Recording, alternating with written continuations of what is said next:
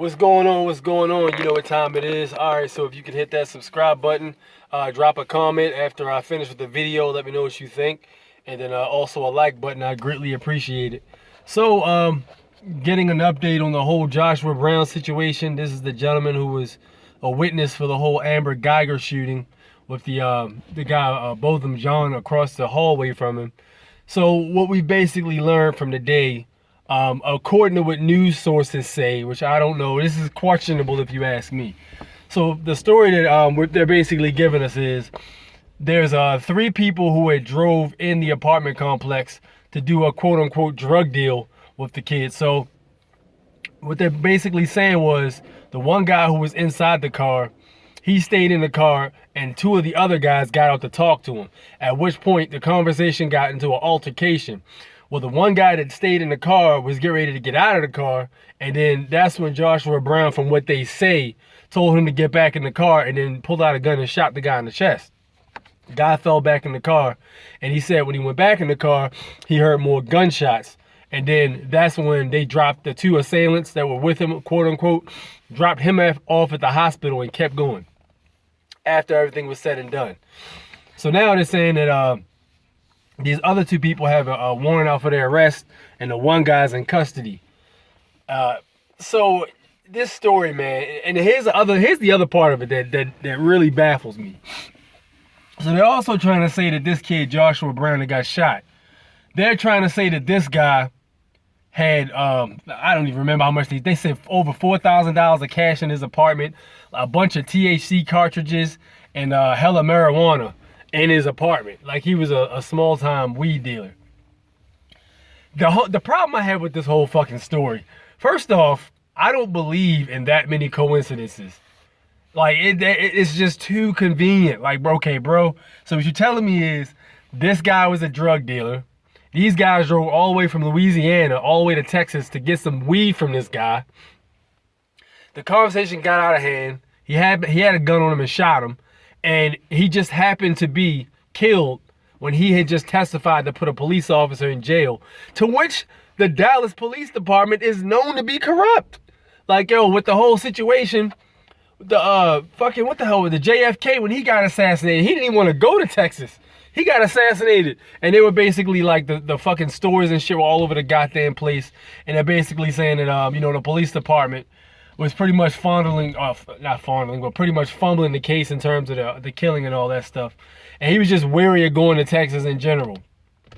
Yo, the Texas fucking police department has a horrible reputation.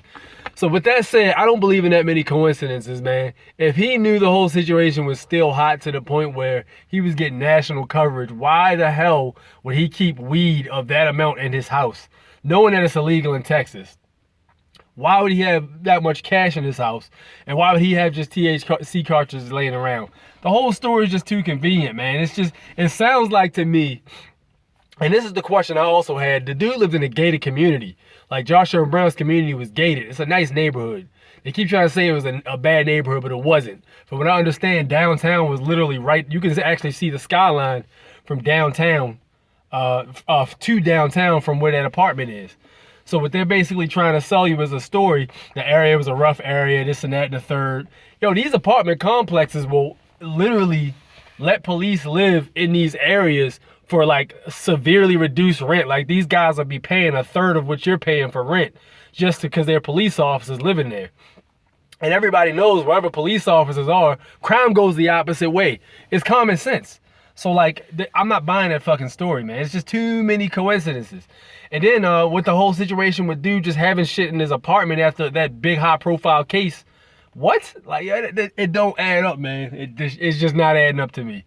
And it doesn't sit well with me, and I don't believe that shit at all. I mean, how the hell did these guys get in the apartment complex? You know? I mean, these police officers that live in these areas, they have to have key codes to get in any particular situation, even in the gated community. So let's say an ambulance or something like that needs to get inside of a gated community because there's a lady having an asthma attack or like a respiratory failure. They need to be able to have these codes to get inside these areas. So I'm not buying that. It just doesn't make sense. it sounds like the whole Nipsey Hussle situation to me, man. Like the whole shitty cuz situation where they basically take an informant that basically was working for the fucking government and they get him to carry out that dirty work for whatever. They might have dirt on him or something like that or whatever. And look, this is the story we're going with. This is what you're going to say happened. We're going to drop you off at the hospital. Stick with that story. Meantime, they're going to find 2 other motherfuckers to take the blame for that shit. That didn't have nothing to do with it, probably. I don't know, man. You can call it a speculation. You can call it conspiracy theory. I just don't believe in that many coincidences, man. It doesn't make sense. The shit don't add up to me. It's just suspect. So, I mean, what do you guys think about this whole scenario? It's not... The whole situation just smells terrible to me, man. Shit is not adding up. Let me know in the comment section how you guys feel. I'm still looking at more details on this thing because we're not getting the whole story. It doesn't feel like the whole story is being put out there. So drop a comment, hit me with a like. I'd appreciate it if you could subscribe as well. I'll catch you on the next one if more details develop. Peace out.